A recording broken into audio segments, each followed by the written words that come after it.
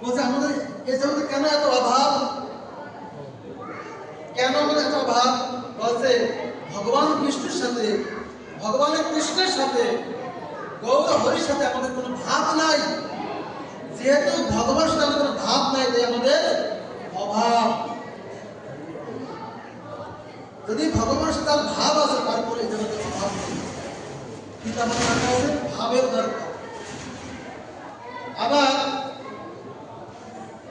যেরকম করে সুন্দর সুন্দর মহাপ্রভু লীলা করতে লাগলেন, আর এবং তিনি কি করেন, সন্ধ্যা হইলে শ্রীবাস আঙ্গিনায় কি করেন, সমস্ত নিত্য পার্শ্ব ভক্তের নিয়ে তিনি হরিনাম সংকীর্তন করেন।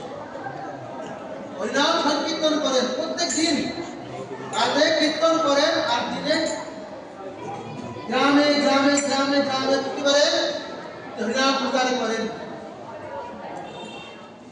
একদিন বলছে শ্রীবাস, তুমি এই গ্রামে থাকো, আমাদের গ্রামে থাকো, তুমি বড় ভক্ত হয়ে গেলে বললাম আপনি ভাগবত পাঠে এসেছেন, অনেক বললেন রে আমাকে প্রত্যেকটি ভাগবত পাঠে যাই, এই আমার ভক্ত হয়ে গেল রে, বিশু লোকে বিশু কর। তো এরকম কথা বলে শ্রীবাস গিয়ে আনন্দ বিলাস করতেছে, কীর্তন করতেছে, চাপাল গোপাল করছেন। একদিন বলছে দেখো আমি চাপাল গোপাল শ্রীবাসকে প্রমাণ করে দেবো ও কৃষ্ণ ভক্ত না, ও আছে শাক্ত।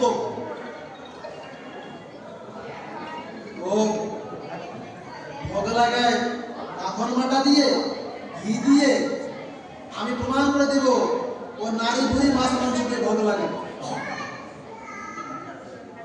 অবশ্যই আপনার কখন হয়, যখন আপনি কোনো কৃষ্ণ ভক্তকে আপনি পিছনে লেগে থাকবেন, তখন দেখবেন আপনার অবস্থা খুব খারাপ। রাতের অন্ধকারে চাপাল গোপাল ব্যাগ ভর্তি করে মাংস পোটলা, নারী বুড়ি মাছের খারাপ মাংসগুলো এনে এই শ্রীবাসের ওখানে রেখে দিয়েছে।